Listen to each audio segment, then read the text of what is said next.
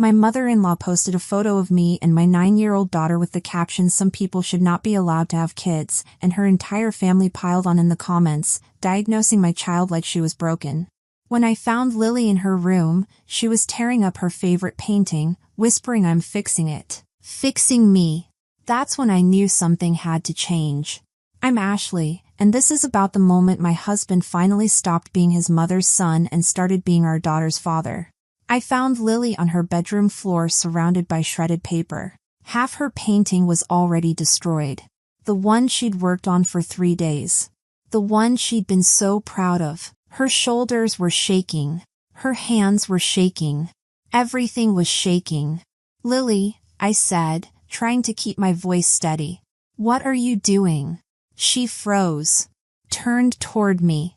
Her eyes were red, lashes clumped together, face blotchy in that way that tells you someone tried really hard not to cry but lost.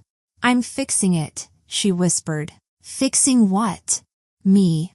That word punched the air straight out of my lungs. She reached for her phone with a trembling hand. "I didn't want to show you," she said quietly. "But I think you have to see." I took the phone. There it was. A photo of me and Lily in her room. Lily was smiling, paint on her cheek. I was laughing at something she'd said. Behind us was the usual explosion of markers and art supplies and half-finished creations. It looked exactly like what it was, a 9-year-old with a big imagination lived there. Then I saw the caption. "Some people should not be allowed to have kids." "Grandma posted it," Lily said. "In the family chat and on Facebook. Emma sent it to me." Her voice got smaller. She said Grandma is trying to warn people. I swallowed hard. Warn them about what? Her lip wobbled. Me. What? Lily, no. Read the comments. So I scrolled. Evan's sister Melissa had commented, "This is honestly scary. Something is wrong with Lily. No kid's room looks like that." Aunt Nancy wrote, "She looks unstable in this pic. Look at her eyes. Does she get tested for stuff?" Uncle Brad added, "That child needs help. This is more than just messy. Kids who live like this grow up with major issues." Cousin Jessica, is she medicated? My friend's kid had the same problems before they diagnosed her. Just saying. Some relative I barely knew, it's not right. That girl looks off. I'd be worried. Every comment was a blade. And Lily had read every single one. Melissa again, poor thing. She's basically being raised feral. No structure, no stability. What do you expect? And then Diane, my mother-in-law, I've tried to help, but Ashley refuses to admit Lily has issues. This room is always like this. It's not normal. Something isn't right with her. Not she's creative. Not she's a messy kid. Just something isn't right with her. Lily tucked her face down. "They think I'm broken," she whispered. "Lily, Grandma said you shouldn't have kids. But I'm your kid. So she wishes you didn't have me." She said it like a math equation. Like she'd solved something. I sat beside her. "Lily, look at me." She didn't. So I gently moved the hair from her face. "There is nothing wrong with you," I said. "Not one thing." "Then why does everyone say there is?" "Because they're cruel. Because adults forget kids can read. Because your grandmother cares more about being right than being kind." I kept my voice steady. "Because they're wrong. All of them. Especially Grandma." Lily nodded, but I could tell she didn't believe me yet. She reached for another painting and I caught her wrist. "Why are you throwing out your art?" Her voice cracked. "If I stop making messes, maybe they'll stop hating me." I swear I saw red. Her phone buzzed. Another notification from the family group chat. My father-in-law Howard wrote, "Kids don't act like this unless something's off, and Ashley just enables it." Some uncle named Tom, looks like a cry for help. That child's environment is not normal. Another relative, this explains her behavior. I thought she just lacked discipline, but something deeper is happening. Then the next notification hit. Evan is typing. Lily looked up fast. "Dad?" I nodded slowly. Evan hates confrontation. If he's typing in the family thread, it's either a grocery list or the end of days. Lily leaned against me, watching that blinking dot. I slipped her phone out of her hands. She just folded into my side. The dots blinked. Stopped. Started again. Evan had no idea Lily saw the post. No idea she was waiting to see which version of her father would show up. Then the typing bubble disappeared. No message. Just an empty screen and a 9-year-old trying not to breathe too loudly. "Mom," Lily whispered. I kept my arm around her, eyes on that still screen. To understand how a grandmother ends up publicly diagnosing a child, you have to understand Diane. Diane doesn't just dislike mess. She treats mess like other people treat venomous snakes. With fear, disgust, and deep conviction that it only happens because someone has failed morally. I learned this the first time she walked into our apartment when Evan and I were dating. I had 3 mugs in the sink and unopened mail on the counter. She surveyed the scene like a crime documentary. "Wow," she said. "You live like this." I laughed because I thought she was joking. She wasn't. That was my first red flag. The second was how fast Evan apologized for me. The third red flag was Melissa, Evan's sister. Melissa was the blueprint. Perfect home, perfect children, perfect hair. Her kids, Tyler and Emma, Lily's cousins, were the family gold standard. Their rooms looked like catalog displays. White bedding, labeled bins, plants that somehow didn't die. Lily's room looks like a craft store after a grenade went off. Every time Melissa visited, she found a new way to say your child is weird without using those words. "She's very imaginative," she'd say, staring at Lily's wall of drawings. Or Emma never needed so much stimulation. Maybe Lily gets overstimulated easily. Sensitive, scattered, unstable, different, always coded, always pointed, always concern wrapped in judgment. And Diane ate it up. She loved comparing the cousins, but not in a kids are unique way. She treated it like a morality tale. Good child versus whatever Lily was supposed to be. I don't know when Diane decided Lily's creativity was pathology, but it happened gradually.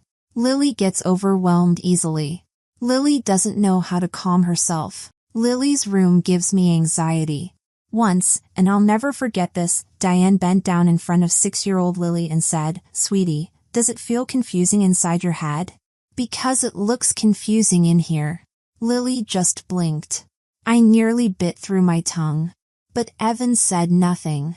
Not because he agreed. He adores Lily. But because silence is how he survived his childhood. And this is the part one never wanted to look at too closely. Her obsession wasn't just about cleanliness. It was about control. Control she exerted with her voice. Control she maintained with guilt. And control she enforced with money. Our money. Being the responsible child came with a subscription fee.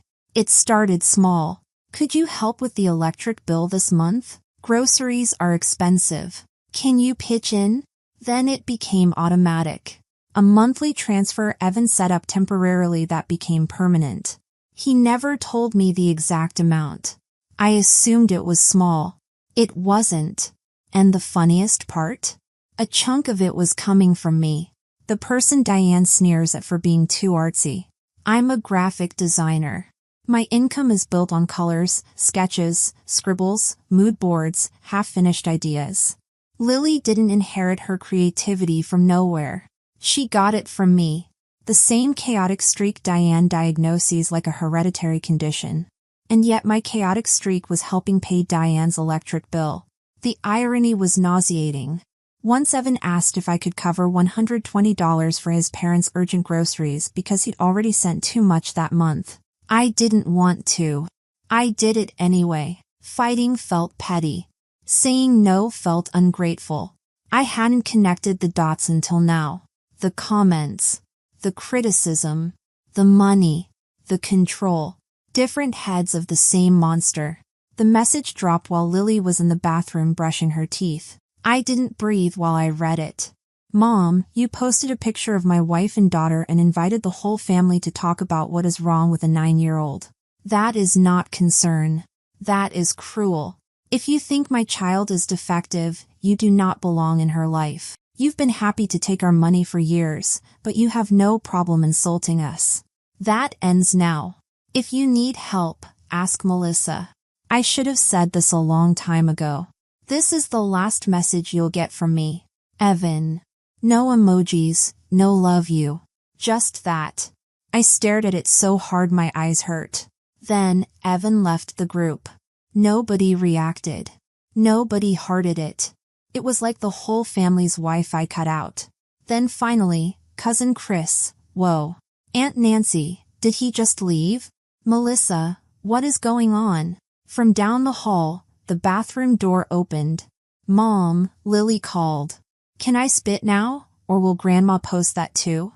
The fact she made a joke, it all felt like a small miracle. Spit away, I said. She patted in a minute later, hair damp, face still puffy from crying.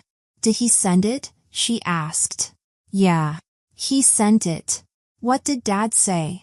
I thought about showing her. Then I imagined her reading defective again. He told them what they did was wrong. He told them they don't get to talk about you like that. And he told them this was the last time. Lily twisted a thread on the duvet. Are they mad? Probably. My phone buzzed. Evan's name. I stepped into the hallway. Is she okay? His voice was urgent. She saw it. She saw everything. A beat of heavy silence. Okay. I'm almost home. That was it.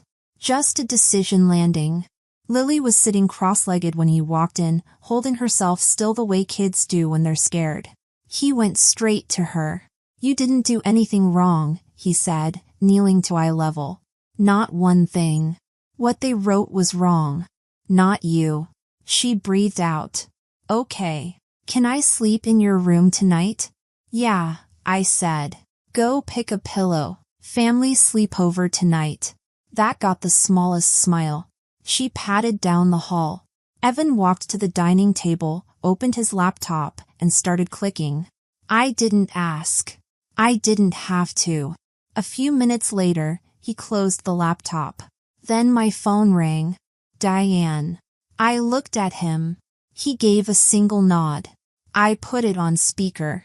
What is this? She snapped. You leave the chat. You embarrass us.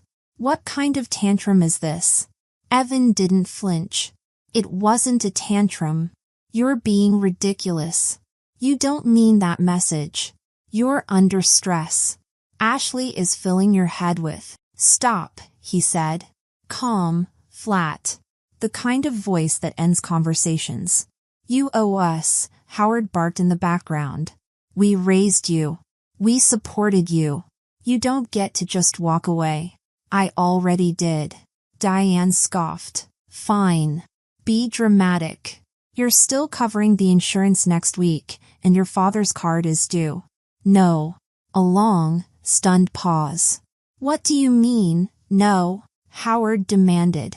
I'm not paying for anything anymore. Sharper silence. I could almost hear Diane doing the math. You will, she said, brittle. Once you calm down. Once you realize how ungrateful. I'm not paying for anything ever again. You can't just cut us off. You need to come to your senses. Evan looked at me. This is me in my senses. You're throwing away your family, she hissed. You made that decision when you posted that picture. Not me. Diane went quiet. Then we'll speak when you're being reasonable. No. You won't. He ended the call. Just a thumb and a finality heavier than anything he'd ever said. From down the hall, Dad, which pillow do you want? Evan's eyes softened. Whichever one you pick. He turned to me, voice low, certain. This isn't over. Not after what they did. And I knew he was right. 2 days later, Diane made her next move. Diane Patterson posted in Brookstone Neighborhood Families, a public group. Thousands of members. Local moms, dads, teachers, PTA people. And there was Lily's room again. But this time, the caption was different. I never wanted to post this, but I'm so worried for my granddaughter. I expressed gentle concern about her living conditions and was cut off by my son and his wife. We supported them financially for years, and this is how they treat us. Please tell me, am I overreacting? Doesn't this look unsafe for a child? My jaw clenched, my stomach dropped, and some quiet, murderous calm settled in. Gentle concern, I muttered. Is that what we're calling it now? And the finance part. Supported them for years. I nearly snorted. Lily was at school. Evan was at work. I was alone, reading strangers' comments. User 1, this is so sad. Looks like neglect, to be honest. User 2, some parents are too sensitive when you try to help. User 3, Melissa, you did everything right, Mom. You're just worried for Lily. Of course Melissa was there, refreshing like she was bidding on eBay. Diane loses control. Diane rewrites reality. Diane begs for validation. Melissa arrives with tissues and gasoline. Then, if the child's room is really like this, honestly, the grandma has a point. Fine. Enough. I screenshotted everything. Then I texted Evan, you need to see what your mother just did. He replied instantly, on my way home. The door opened 20 minutes later. Where is it? I handed him my phone. He read, jaw tight. Paused it. We supported them financially. Then he exhaled slowly. Okay. She picked the wrong lie today. He sat down and pulled out his phone. I thought he'd rant or call her or try to reason. But no. He typed a single, precise, lethal comment under Diane's post. Mom, please stop. You didn't express concern. You publicly insulted Lily, encouraged comments diagnosing her, and used her photo without permission. Also, you haven't supported us financially. I've sent you $26,400 over the last 3 years. This is the last time I'll correct your version of events. Do not post our daughter again. Then he posted the screenshot. The original thread where Diane and her cheerleaders called Lily unstable, off, feral, defective. Every hair on my arm stood up. And Brookstone neighborhood families noticed. The comments reversed faster than a church group finding out their pastor has a secret OnlyFans. User 1, wait, what? That's not concern. That's straight up mean. User 6, I didn't see these comments before. This changes things. User 4, posting a kid's room to shame her is not okay. Melissa tried damage control. This is being taken out of context. We were all joking. User 7, joking about a 9-year-old needing medication? User 12, I'm with Evan. Don't involve a child in your family drama. Diane tried to claw it back. Evan is lying. He's being manipulated. Ashley turned him against us. And then, we will be contacting a lawyer about visitation rights. Evan barked a humorless laugh. Sure. Let's show the judge the post where you said our daughter looks unstable. That'll go great.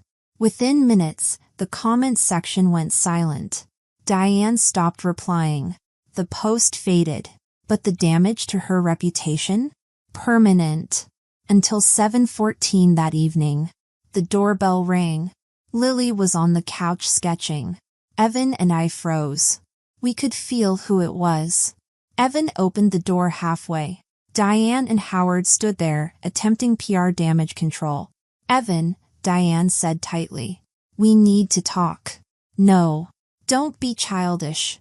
The online drama has gone far enough. We can move past this. You humiliated our daughter. We're not moving past anything. Diane scoffed. I posted because I was worried. And instead of thanking me, you cut us off. You're acting like a lunatic. Mom, you lied again. You twisted what happened again. And you dragged Lily into it again. Howard stepped forward. You owe us a conversation. You owe us respect. I don't owe you anything. Diane went for the narcissistic collapse. We will speak when you come to your senses. There won't be a next time. Lily peeked around the corner, watching her father set fire to generations of conditioning. "Evan," Diane tried, voice cracking. "You're choosing her over us." He answered instantly. "Yes. And I should have done it a long time ago." He shut the door. No slamming. Just a quiet end to a decade-long performance. And I could feel something enormous shifting. Not in Diane. Not in Howard. In us. In our home. In Lily's world. For the first time, the air felt breathable. 6 months later, the silence is still holding. Diane and Howard never contacted us again. Melissa tried once. She called to say Mom and Dad expect you to resume helping them financially. Evan said, "That's your problem now," and hung up. She didn't try again. We only hear updates through the Brookstone grapevine, which has a long memory. Her concerned grandma post backfired hard. People still whisper. They avoid her at PTA meetings.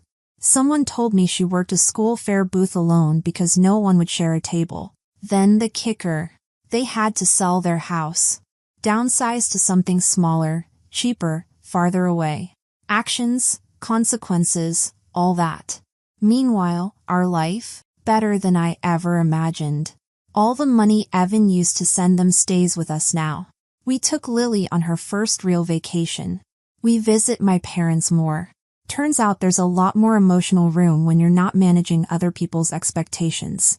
Lily's drawing almost every day. She told me she might want to be an artist when she grows up. I told her she already is. So what do you think?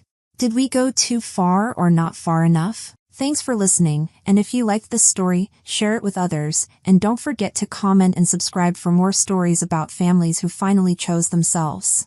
Sometimes protecting your child means burning bridges you spent years trying to build.